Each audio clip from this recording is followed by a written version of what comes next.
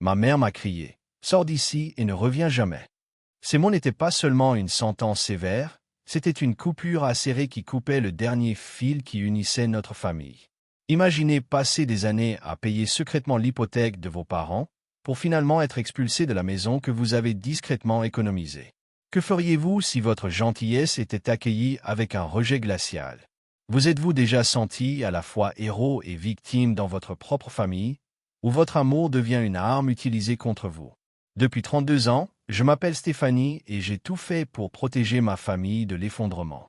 Ayant grandi dans une modeste maison de 3 chambres près de Boston, j'ai vu ma mère se plaindre sans cesse, mon père se réfugier dans le silence et mon jeune frère fuguer pour échapper à l'attention. Je me suis plongé dans les études et les petits boulots, économisant chaque centime pour maintenir notre foyer à flot. Je croyais que mes sacrifices nous uniraient. Mais au lieu de cela, ils sont devenus des chaînes qui m'ont enfermé dans un cycle de ressentiment et de solitude.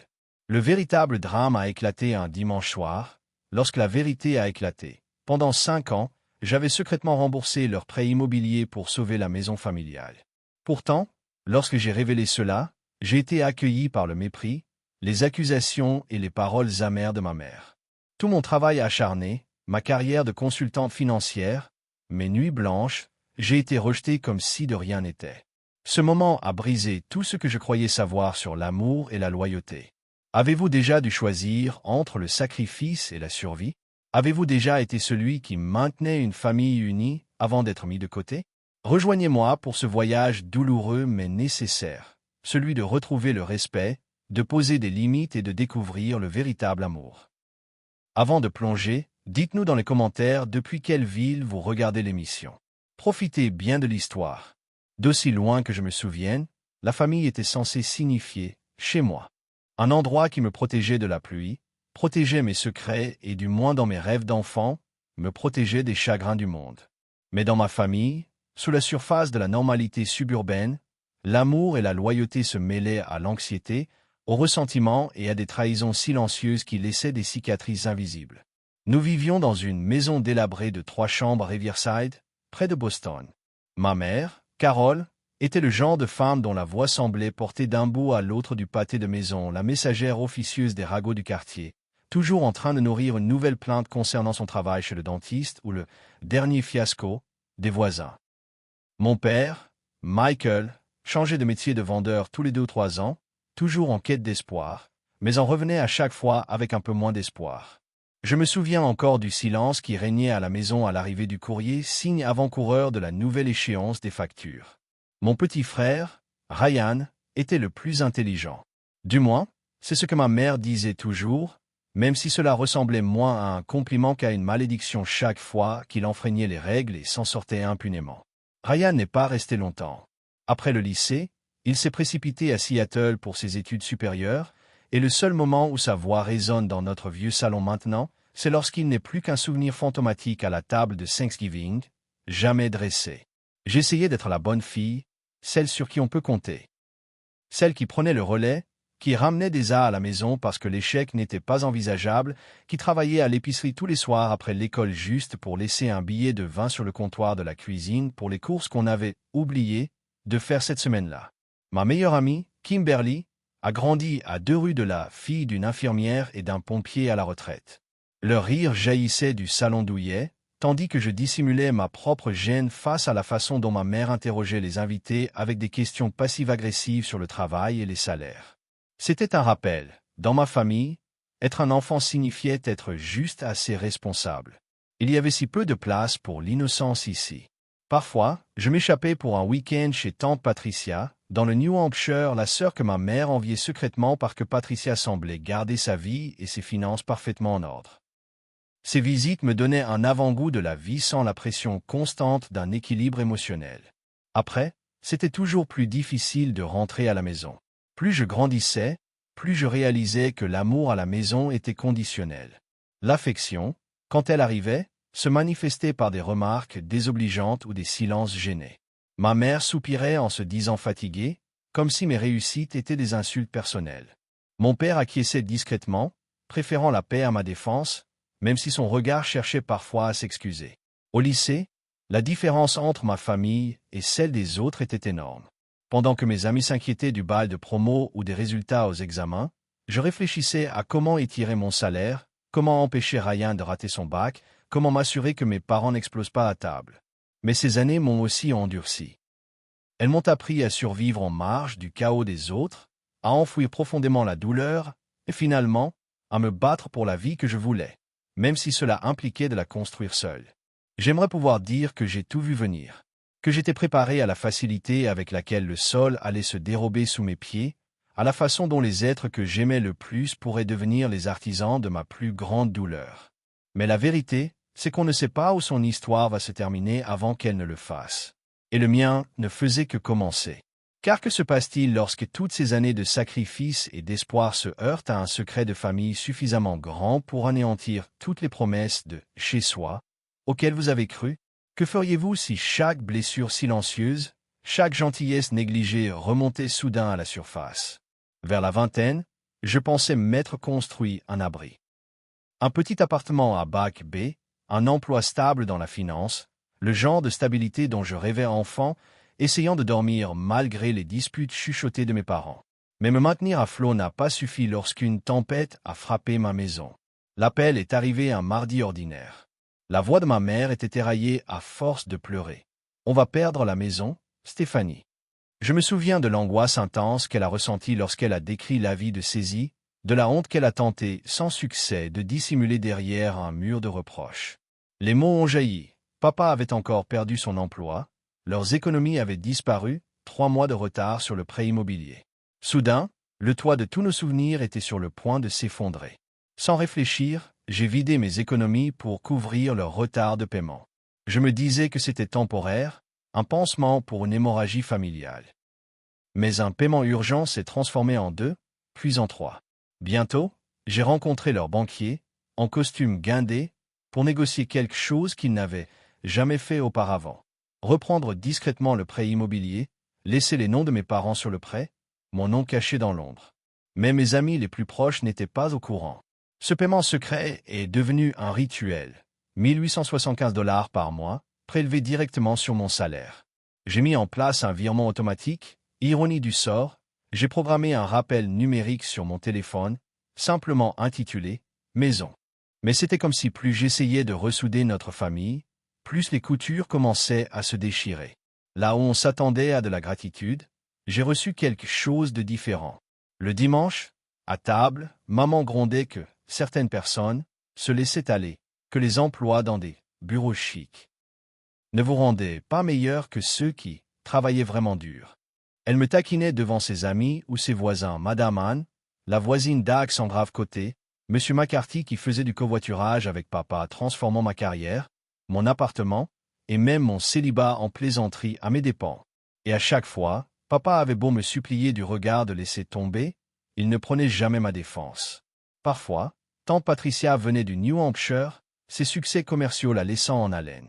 Le ressentiment de maman montait en flèche, envers sa sœur, envers moi, envers tout souvenir que quelqu'un dans cette famille avait réussi à sortir du navire en perdition.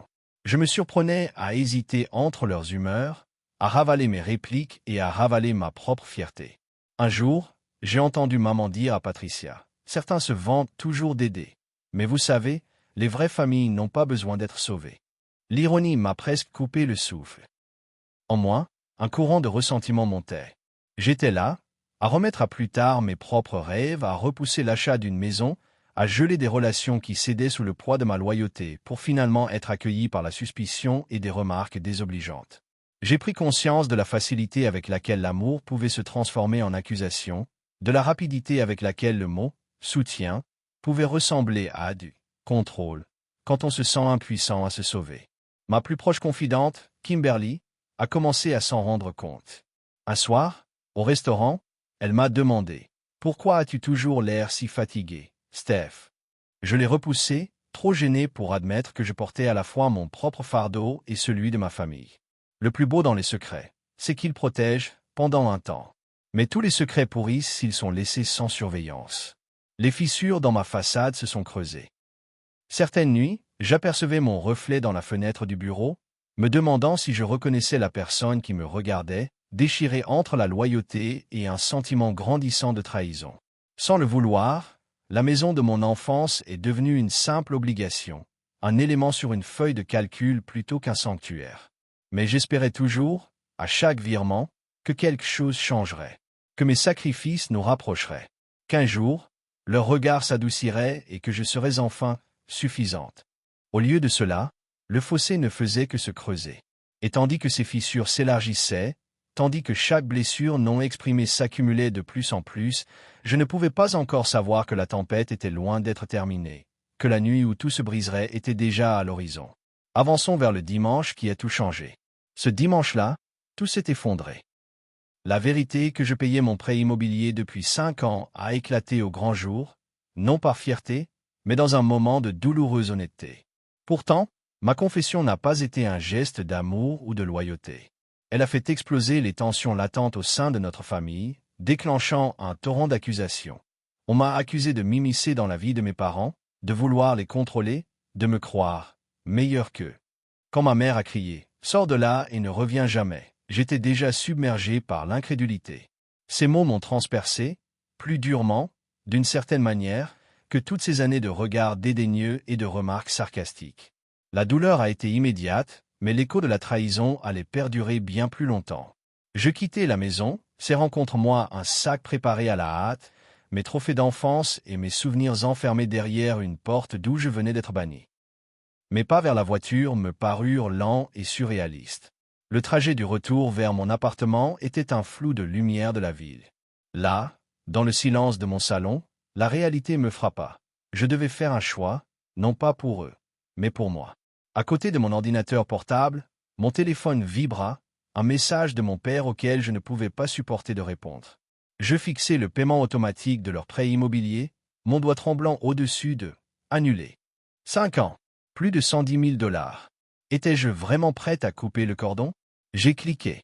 Avec cette petite confirmation, oui, annuler le paiement récurrent, j'ai rompu non seulement un lien financier, mais aussi une chaîne de responsabilité et de culpabilité qui me pesait depuis presque toute ma vie d'adulte. Mais le soulagement ne vint pas. À la place, un vide et des vagues de doute qui s'abattaient avec force dans ces heures calmes et sans sommeil. Les 3 premiers jours, j'ai éteint mon téléphone, aucun message de mes parents. Une part de moi, puérile et têtue, espérait encore qu'ils s'excuseraient, qu'ils appelleraient pour me dire de rentrer. Au lieu de cela, il n'y eut que le silence, plus lourd que leur colère n'avait jamais été. Des amis comme Kimberly ont essayé de m'aider, organisant une intervention avec des plats à emporter et de dures vérités. « Pourquoi continuez-vous à la défendre ?» a-t-elle demandé, alors que j'hésitais à qualifier ce qui s'était passé de violence. « Votre mère sait comment vous faire du mal, car c'est elle qui a fait naître ses sentiments en vous. » Ces mots ont résonné dans ma poitrine, me forçant à regarder ce que j'étais devenu. Une femme si désespérée d'être utile que je n'ai jamais pris le temps de me demander à quel point ce prix me brisait. Tendre la main à Ryan, mon frère à Seattle, m'a semblé être un petit soulagement. Il était parti des années auparavant, préférant la distance au martyr. Ce sont des vampires émotionnels, Steph, avait-il dit. Il m'avait vu me sacrifier encore et encore, bien après avoir accepté qu'ils ne seraient jamais les parents dont nous avions besoin. Les jours passèrent. Papa envoyait des textos tièdes, prétendant que tout allait bien. « Comment va le travail? Maman a fait du rôti. Puis, tu peux encore m'aider pour les opérations bancaires? » Le message était clair, les remboursements du prêt immobilier, la maison. Je restais silencieuse, refusant de me laisser appâter par la culpabilité ou la manipulation. Ce n'est que lorsque la banque a envoyé les avis de saisie que les messages sont devenus frénétiques, puis furieux. « Réglez ça. Appelez-nous. C'est votre responsabilité. » Ce n'est qu'à ce moment-là, au milieu de leur panique, que j'ai compris la vérité. Mon identité de « bonne fille » était un marché qui ne m'apportait que souffrance. Les nuits de solitude devenaient pesantes. J'alternais entre colère, regret et un profond sentiment de perte. Couper le soutien n'était pas seulement une question d'argent. C'était un deuil, un enterrement de tous mes espoirs de réconciliation, de dignité, de voir enfin ma famille me voir.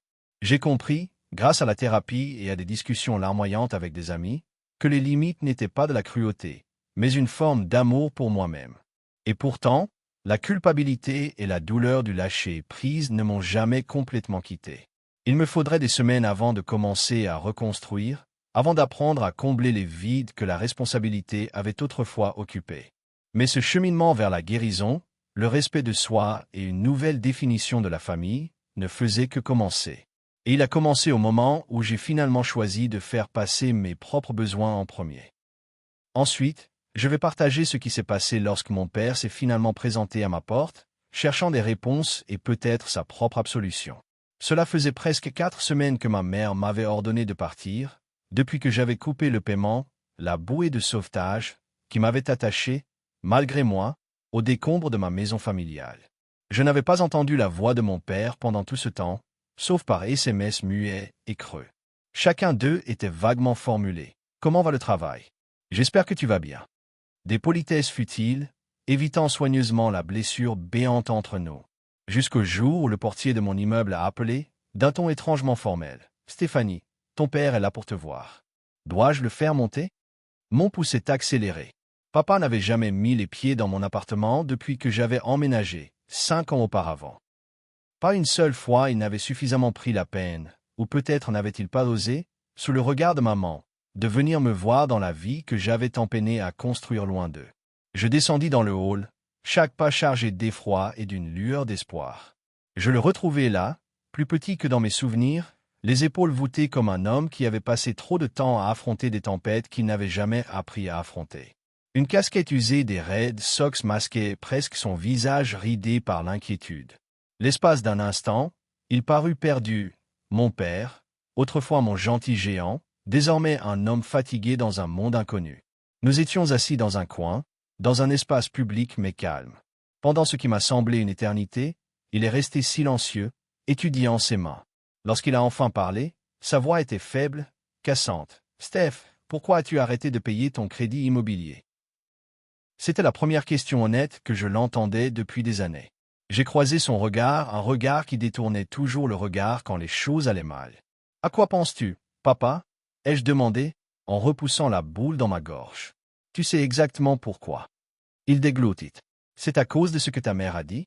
Tu sais comment elle est. Elle ne le pensait pas. » L'excuse, la minimisation familière, me fit l'effet d'une vieille blessure. Quand étais-je devenu le parent, celui qui portait le poids de leurs erreurs? Elle le pensait, dis-je doucement. Chaque mot. Vous l'étiez tous les deux. Et aucun de vous ne s'est excusé ni pour les mots, ni pour les années que j'ai passées à te sauver en silence pendant que tu prétendais que j'étais. Quoi? Un fardeau? Un problème? Les épaules de papa semblaient se replier sur elles-mêmes.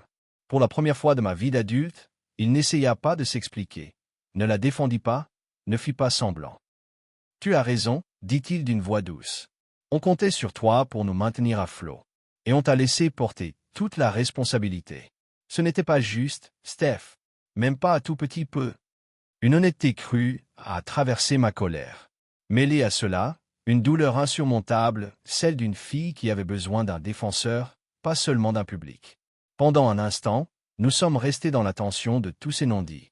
Il m'a parlé des appels pour saisie immobilière, de la panique croissante de maman et de son refus de me contacter directement. Elle est cinglée, Steph. Ton départ, ça a tout déclenché. Ça nous a fait prendre conscience de ce qu'on avait fait à toi et à nous-mêmes. Mon père avait toujours préféré la paix à la confrontation. Je ne l'ai jamais détesté pour cela, mais je me suis toujours demandé ce que cela ferait de le voir me défendre pour une fois, de me voir me choisir. Maintenant, grâce à ses excuses, quelque chose d'inattendu s'est passé entre nous, du respect, peut-être, ou les débuts douloureux du pardon. Lentement, il tendit la main par-dessus la table, ses mains froides couvrant les miennes. « Je suis désolé. J'aurais dû te protéger d'elle, de tout ça, murmura-t-il. J'étais faible. » Son aveu n'a pas effacé comme par magie les années de silence. Mais il a allégé quelque chose de lourd dans ma poitrine, a laissé place à une lueur d'espoir que le pardon puisse un jour exister. Je lui ai dit ce dont j'avais besoin, des limites, de la responsabilité, de vraies excuses de maman. Que j'en avais assez de les sauver à mes dépens. Que l'amour sans respect ne suffirait plus jamais. Avant de partir, il m'a serré dans ses bras, maladroitement, mais sincèrement. « Je suis fier de toi », a-t-il dit d'une voix rauque. J'aurais dû le dire plus souvent. En le regardant partir, j'ai compris. Parfois, la guérison commence par la plus petite fissure dans une vieille armure, le premier véritable aveu d'échec d'un parent, les limites enfin respectées d'une fille. Mais si nous voulions un avenir, il devait se construire sur l'honnêteté et sur l'apprentissage de la droiture, sans nous appuyer sur autrui jusqu'à ce qu'il se brise. L'étape suivante serait la plus difficile à ce jour, affronter ma mère dans la maison que j'avais autrefois considérée comme mon foyer. Mais pour la première fois, j'ai ressenti une certaine détermination. Peut-être que cette fois, j'y entrerai en égal. Entrons ensemble dans ce bilan tant attendu. Le jour de la réunion de famille arriva avec une lourdeur inattendue. En m'engageant dans l'allée de cette maison qui m'avait autrefois semblé un sanctuaire, un étrange détachement m'envahit. Chaque pas vers la porte d'entrée me donnait l'impression de traverser un champ de bataille. Ce n'était pas seulement une maison, mais un paysage ravagé par des années de promesses non tenues, de colère latente et de mots que nous n'avions jamais osé prononcer à voix haute. J'ai sonné à la porte, sans utiliser ma clé. Un petit geste, presque provocateur, marquant la limite. J'étais désormais une visiteuse, et non la fille qui avait autrefois carte blanche. Papa ouvrit la porte, le soulagement se lisant sur son visage fatigué. « Stéphanie, dit-il doucement, maman est au salon. » L'odeur familière du cirage au citron sur le vieux bois et du parfum floral de ma mère m'envahit, un mélange doux-amer de nostalgie et d'effroi. Maman était assise bien droite au bord du canapé, la posture raide, son expression mal à l'aise dissimulant à peine le trouble qui la sous-tendait. Pour la première fois depuis des années, tante Patricia n'était pas présente. Ce règlement de compte se ferait juste tous les trois, exactement comme il se devait. Papa prit une inspiration, répétant visiblement ces paroles. « Merci d'être venu. Nous apprécions que tu sois disposé à parler. » Le silence qui suivit s'installa dans la pièce comme un brouillard épais et difficile à percer. Maman a finalement pris la parole, la voix tendue. La banque a encore appelé hier. Il procède à la saisie. Aucune excuse, aucune reconnaissance de ce qui m'a poussé à partir. La déception m'envahit. C'est tout ce que tu as à dire. Je me forçai à rester calme. Sa réaction fut défensive jusqu'à ce que papa pose sa main sur la sienne, une supplique silencieuse à l'honnêteté. Hésitante, elle dit. J'ai peut-être réagi de manière excessive ce jour-là. Je n'aurais pas dû te dire de partir. Ces mots la trouèrent, mais j'avais besoin de plus que des regrets. Pourquoi ai-je insisté? Elle soupira, luttant pour cacher ses sentiments. J'étais gêné, humilié. Apprendre que tu payais notre prêt immobilier, qu'on ne pouvait pas s'en sortir seul, et devant Patricia. Ça m'a brisé. L'évocation de sa sœur, la parfaite, celle qui a réussi, en disait long. Il n'avait jamais été question que de la maison. C'était de la fierté, de la jalousie, de la peur de passer pour une ratée. Ta fierté était plus importante que de reconnaître 5 années d'aide, dis-je en me forçant à garder mon calme. Elle secoua la tête. Ce n'était pas comme ça. Papa l'interrompit, d'une fermeté inhabituelle. Carole, c'était comme ça. On a abusé de la générosité de Stéphanie. On ne l'a jamais vraiment remerciée. Pas une seule fois. L'honnêteté flottait dans l'air, s'échappant enfin de notre silence étouffant. Les mots jaillirent. Comment j'avais payé 112 500 $, discrètement, sur 5 ans. Papa feuilleta les preuves, chaque reçu était un pansement supplémentaire sur des blessures dont nous n'avions jamais parlé. Il murmura, je n'avais aucune idée que c'était autant. C'est parce qu'aucun de vous n'a jamais demandé, ai-je répondu. Vous avez accepté l'aide. Vous n'avez même pas essayé d'en évaluer le coût. Maman détourna le regard, d'une voix faible. Merci, et je suis désolé. Je ne pensais pas ce que j'ai dit. Son aveu, brut et hésitant, était plus que ce qu'elle m'avait jamais dit. Elle m'avoua sa jalousie, la honte de me voir réussir alors qu'elle peinait, et que la colère était plus facile à exprimer que la gratitude. Nous étions blessés, fragiles, mais à ce moment-là, un pont fragile s'est formé, une chance d'une nouvelle connexion. Papa a demandé, où allons-nous à partir d'ici? Puisant dans la thérapie, la douleur et un espoir durement gagné, j'ai établi ce dont j'avais besoin pour préserver un avenir commun. D'abord, je ne reprendrai pas les paiements. Mais je t'aiderai à planifier ton indépendance, un logement plus petit, un vrai budget, un avenir qui n'a pas besoin de mon aide. Papa a hoché la tête, c'est juste. Deuxièmement, les choses doivent changer. Plus de critiques, plus d'agressivité passive ni de surprise. Je suis ta fille, pas ta banque, pas ton bourreau de travail émotionnel. Maman tressaillit, mais ne protesta pas. Finalement, j'ai dit, j'ai besoin de temps pour guérir. Les dîners du dimanche seront occasionnels, les appels téléphoniques seulement quand je le pourrai. Tout soutien futur doit être discuté ouvertement et sincèrement apprécié. Le silence était pesant, mais finalement, la voix de maman s'adoucit. Tu es devenue une femme si forte. Je ne sais pas si j'aurais eu ton courage. À ces mots, quelque chose de rare brilla. Non seulement du regret, mais une pointe de respect. Papa a promis de respecter mes limites et de se concentrer sur le changement de ses habitudes financières. En m'éloignant, un poids s'est levé, un poids que je ne savais pas porter. Ce n'était pas une fin, mais un début fragile et plein d'espoir. Nous agissions enfin non par obligation, mais par choix, un nouveau fondement, bâti sur la vérité. Les jours suivants, nous allions devoir reconstruire, une tâche ardue, vendre la vieille maison et tisser de nouveaux liens. Mais maintenant, pour la première fois, nous avions un fondement solide. Les semaines qui ont suivi le règlement de compte familial m'ont semblé comme une marche sur une corde raide tendue au-dessus d'un canyon. Chaque pas était fragile, chaque ombre menaçant de me déséquilibrer. Abandonner la maison n'était pas seulement une transaction immobilière. C'était un deuil profond, celui que l'on ressent après avoir entassé des décennies de rire, de chagrin et d'espoir brut et inassouvi dans un défilé de cartons. Chaque objet avait son propre souvenir, sa propre douleur.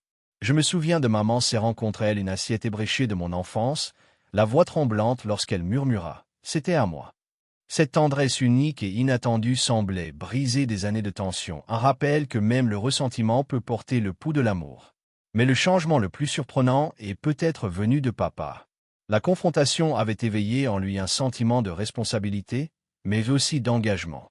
Pour la première fois, il suivait ses dépenses et ses budgets avec une diligence dont il n'avait jamais fait preuve, comme si affronter la crise lui donnait enfin un but.